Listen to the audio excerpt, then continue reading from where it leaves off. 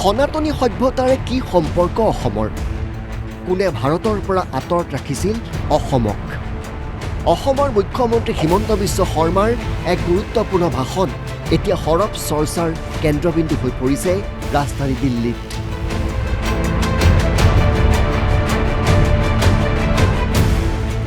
বিগত 4 দিন ধৰি দিল্লীত বাহৰ পাতি আছে অসমৰ মুখ্যমন্ত্ৰীগৰাকীয়ে, কিন্তু তাৰ মাজতে এখনি গ্ৰন্থ উন্মোচনী সভাত মুখ্যমন্ত্ৰীগৰাকীয়ে চাঞ্চল্য সৃষ্টি কৰে। সুৰুচি প্ৰশাসনৰ দ্বাৰা প্ৰকাশিত গিফ্ট এণ্ড গ্লৰি শীৰ্ষক গ্ৰন্থখনৰ উন্মোচনী সভাত মুখ্য অতিথি হিচাপে উপস্থিত আছিল হিমন্ত বিশ্ব শৰ্মা। আৰু তাতেই সনাতনী সভ্যতা আৰু অসম সম্পৰ্কে এটাৰ পিছত আন এটা ধাৰণা দাঙি ধৰে হিমন্ত বিশ্ব শৰ্মাই। কেতিয়াৰ পৰা সনাতনী সভ্যতাৰে সাঙুৰ খাই আছে অসম?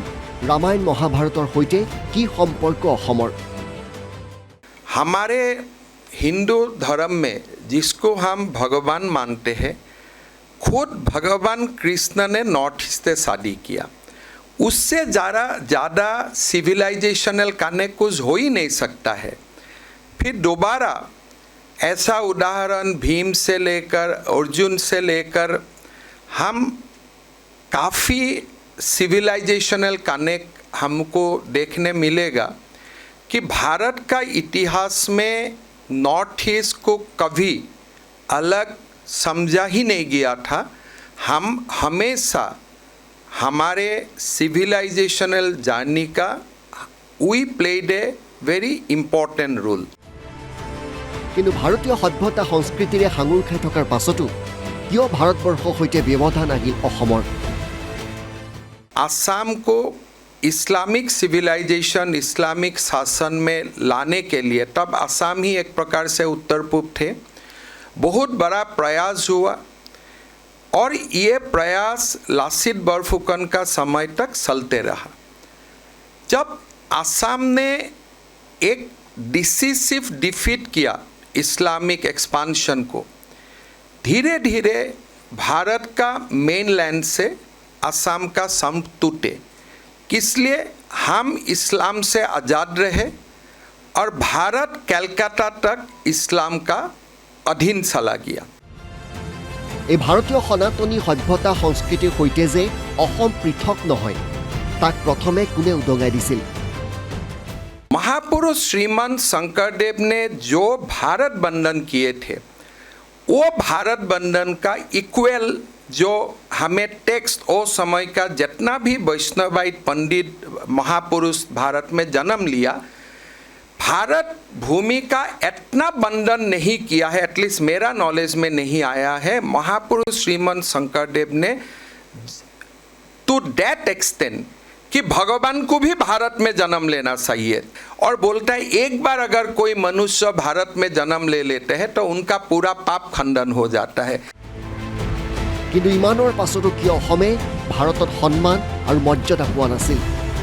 কাৰ পৰিকল্পনাত অসম ভাৰতৰ পৰা লাঞ্ছিত বঞ্চিত হৈ আহিছিলে? কোনে অৱহেলা কৰিছিল?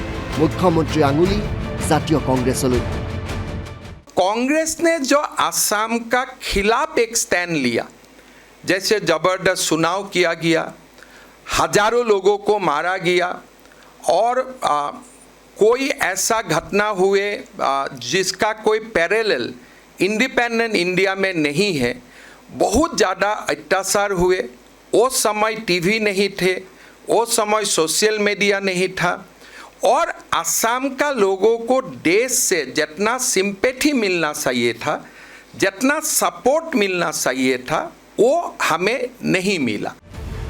ইমানেই নহয়, কংগ্ৰেছৰ অৱহেলাৰ বাবেই যে অসম সহ উত্তৰ পূৰ্বাঞ্চলত উগ্ৰপন্থী সমস্যা দেখা দিছিল, তাকো দেশৰ উপস্থিত গুণী ব্যক্তিৰ সন্মুখত স্পষ্টভাৱে জনাই দিলে হিমন্ত বিশ্ব শৰ্মাই। जब एकॉर्ड हुए 1985 बिटवीन राजीव गांधी एंड आशु, 2-3 साल में लोगों को लगा कि इस एकॉर्ड से हमारा कुछ होने वाला नहीं है।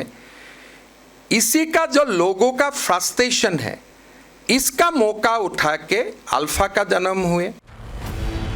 মুখ্যমন্ত্ৰী হিমন্ত বিশ্ব শৰ্মাৰ এই গুৰুত্বপূৰ্ণ ভাষণ এতিয়া চৰ্চাৰ কাৰণ হৈ পৰিছে নতুন দিল্লীত। বিশেষকৈ ৰাজনীতিৰ সমানে সমানে যে ভাৰতীয় দৰ্শন, ধৰ্ম, সংস্কৃতি ইত্যাদিৰ ওপৰতো তেখেতৰ অগাধ দখল আছে, সেয়া যেন বুজি পাইছে দেশৰ গুণী সমাজে।